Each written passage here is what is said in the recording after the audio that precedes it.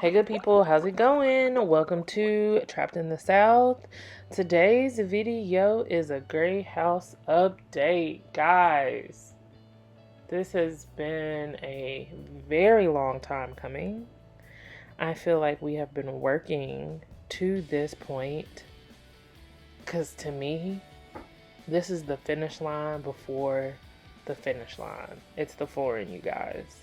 And if you have been here since the very beginning of these series, number one, thank you. Number two, do you guys see this room? Do you see how bright and airy and just joyful this space, this wall right here that you see right now is? I'm sure at the end of this, my plans are to like sit down and maybe like do a tour, but like sit down and just really have a conversation about what this means to me, like on a deep personal level, because it's not something that's easily done. And is it perfect? No. But is it mine? Yes. And it is something to be oh so proud of. It's something that was passed down to me and I plan to pass down. And just the ability to do something like this is truly monumental. And I know some people just look at it, oh, it's just a property, you're just flipping something. People do this all the time. You're so attached, don't be attached. It's money fueled or whatever spin you want to take on it. But ooh, you guys hear that thunder? Or a little white noise to this video. But any hoosers. So in today's video, clearly as it states, we are laying floors for the gray house. We at this point have missed our March date, our May date, and then our June date of being complete with this. And we really took a couple weeks off in May due to graduations and just life. I feel like at the beginning of May we hit it really, really hard and kind of burned out. If I'm speaking specifically to myself, about myself. And, I got some energy back by starting this project again. JMN is here helping with the flooring. We're using a quick lock laminate that was purchased at the Home Depot. I probably should try to link where we got, just like link you the flooring. Like, there'll be pictures and videos of it, but it really is beautiful. You kind of can see the name right there, but we really looked out on this because flooring is not cheap by any means. And, this is the first time that this home has had more than just I don't want to call it beadboarding, but the hardwood floors that it was designed with. And so, through leveling and just through trial and error and, trying to access the plumbing and whatever else, those floors have kind of been through it. Surprisingly, in this room, though, there was only one weak spot in this room that maybe like one or two very small boards that it needed to be fixed. But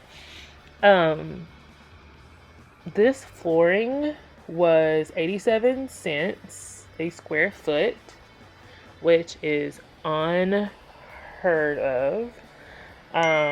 Once again, this is going to be a rental property. So, hey, you don't need to put in so much because you never know what your tenant is going to look like, right?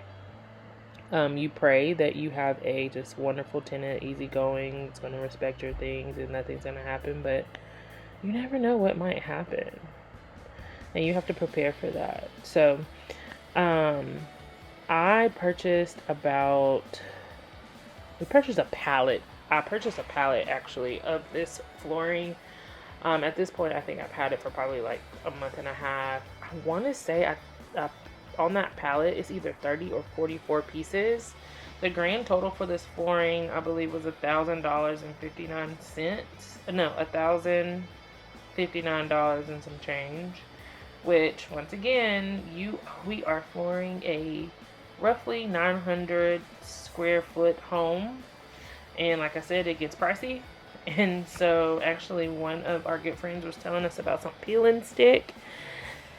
And he was like, why didn't y'all do peel and stick? It's so much easier and yada yada yada. And we were just like, oh, we just, I decided to do quick swap. And I decided to do that because of JD and Man's experience with installing it in our previous home. And he was just like, well, what you spent on that? And we were like, 87 cents. And he was like, whoa, how? I was just like, I just got lucky one day. I was searching and found it. I was like, well, how much is this peel and stick? And he was like, $1.50 something. I was like, absolutely not.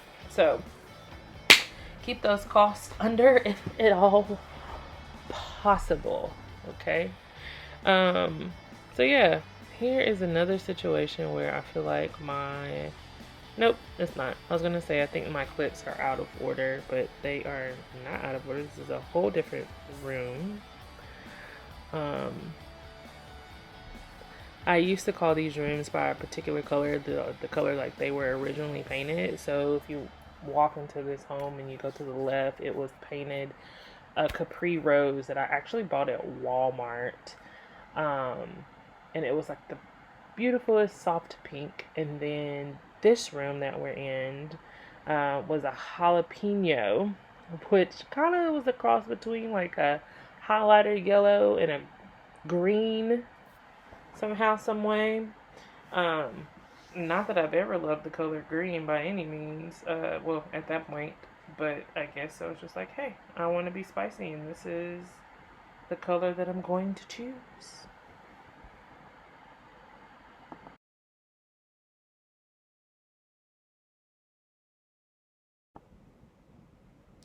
So I'm not really sure if I talked to you guys about these multi-splits, the air conditioning units that we chose for this house.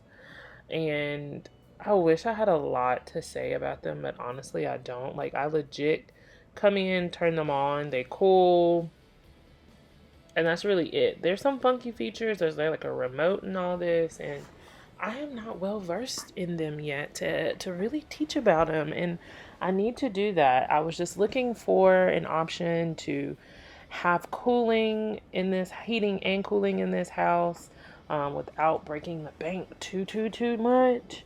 Um, Possibly in the end, I could like have a video just talking about the different pricings of things that I went through, like some of the major things, and see um, where that truly has led. But this house was originally a gas home. In 2006, we removed all of the gas. Well, we capped off of the gas things, and as we did the subflooring, we actually removed them in the piping that was with the gas.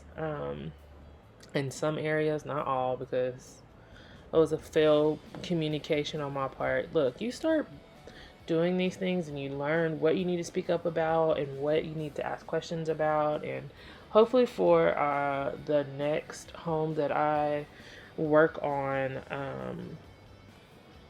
I'll do better. That is the hope. So literally with this flooring, it is you put a board down and the next board clips on into it. What you're seeing on the floor that's black is kind of like a thermal barrier that is supposed to assist with like the heating and the cooling of the room. I would hope that if there happened to be any moisture, that would also be taken care of as well with this. And so you lay that stuff down as a barrier between could be subfloor. In this case, it is our hardwood floors and the quick lock. They literally clip in together and you go about your business. So the biggest thing that we have had with these the flooring adventures is that yes, the house is level. However, this house was built in the 50s and there are some things that are just wonky about it. And so just, being able to cut around things, place things. When we first started, I think we just had a circular saw And then we graduated to a table saw, and then we also had, I want to say it's a towel saw, but I don't know if that's the true name of it. Just so that we could cut and maneuver these pieces around certain things. If you paid attention to the other clips when we were in the other room, you would notice that the baseboards were down and we had to take those up. Which is why we kind of shifted to this room, because we had already had the baseboards removed.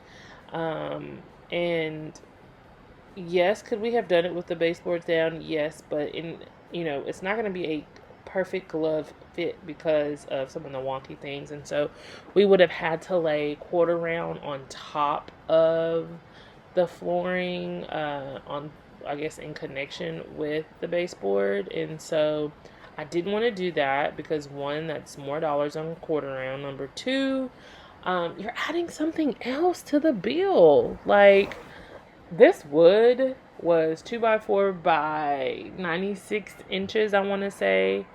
They were between $11 and $12 each. Had I have done this project 2.5 years ago, I probably could have cut my wood budget by half. No joke. I remember several times before the pandemic, I would go and get a 2x4, probably 2x4 by 8, I would imagine, for $2. And I'm pretty sure the ones that I bought were probably $6 or $7. So, I mean, I could have saved so many dollars.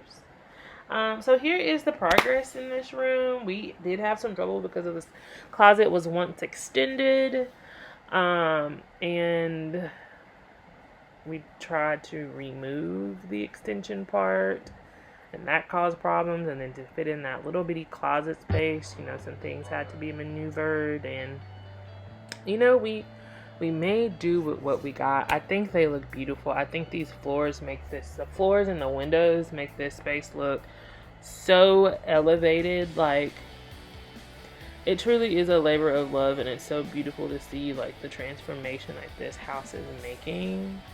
I'm not going to get back into that because I will literally cry. But I hope that these pictures are doing justice to the situation.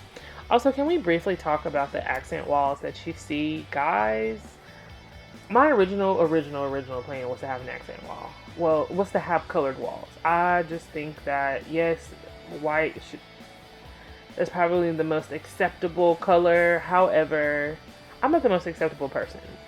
Okay? I like to live loud and bright and happy, and I decided to take some of my favorite colors and make them accent walls.